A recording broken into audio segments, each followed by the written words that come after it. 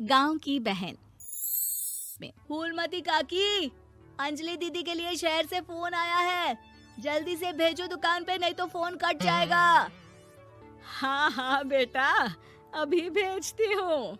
अंजलि बेटा, तेरे लिए शहर से फोन है, सब काम छोड़ के जल्दी जाके सुन ले, नहीं तो फोन कट जाएगा। हाँ माँ, अभी जाती हूँ, जरूर मीनाक्षी दीदी का फोन आया होगा। हाय अंजलि। नमस्ते दीदी, मेरा मतलब हाय, कैसी हो आप? यहाँ तो सब ठीक है। मामा मामी कैसे हैं? तू कैसी है? मेरे तो एग्जाम्स होने वाले हैं, हर रोज कॉलेज जाना पड़ता है, lectures, extra classes, private coaching. ओ मैं तो इतना थक जाती हूँ, क्या बताऊँ। आपकी कॉलेज वाली बहन जी आपको इतना पढ़ाती है, तो घर कब जाती हैं आप दीदी? अरे नहीं नहीं, ये सब सिर्फ मेरी प्रोफेसर नहीं पढ़ाती, मैं अलग से दूसरे टीचर्स के पास भी पढ़ने जाती हूँ।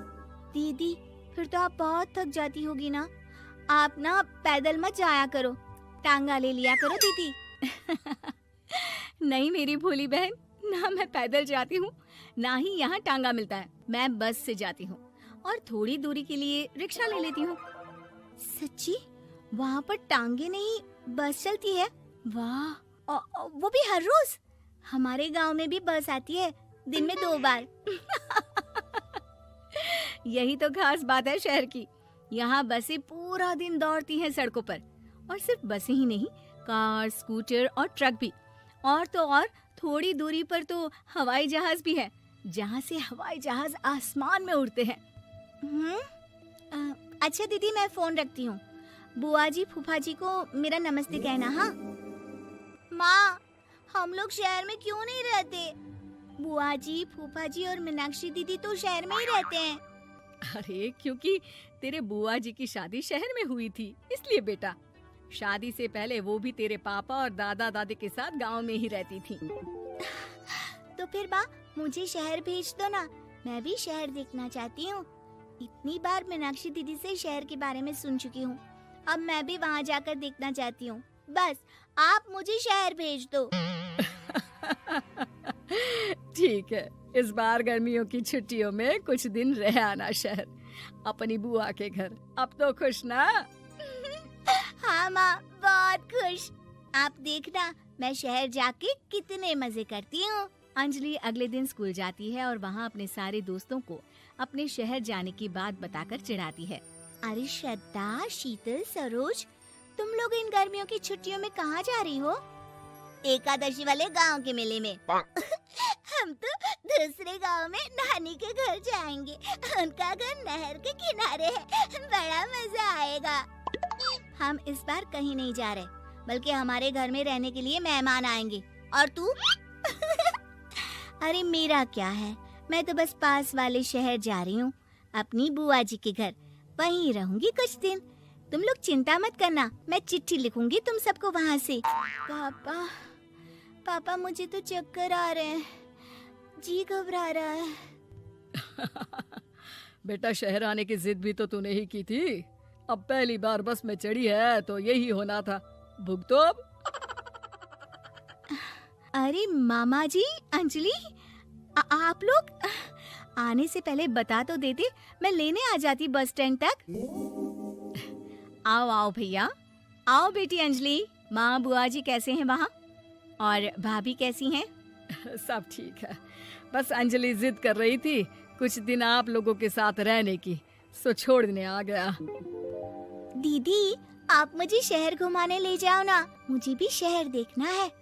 हाँ हाँ चल, तैयार हो जा जल्दी से। अंजलि तैयार होने जाती है और कुछ देर बाद जब बाहर आती है तो अरे ये क्या कर दिया तूने, मार्केट तक ही तो जाना है, इतनी डार्क रेड लिपस्टिक, इतने बड़े बड़े झुमके और चूड़ियां और चेहरे पर इतना सारा पाउडर। मेरी बहन ऐसे नहीं चलेगा, जा और ये सब हटा के आ। अरे कैसे, क्यों?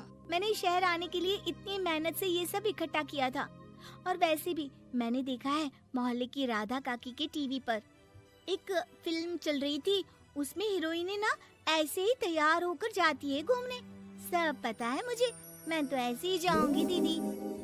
अंजलि शहर की चकाचौंध को देखकर बहुत हैरान और खुश होती है। ऊंची ऊंची इमारतें, सड़क पर दौड़ती गाड़ियाँ, बड़ी बड़ी दुकानें, उसकी एक्साइटमेंट का ठिकाना नहीं था।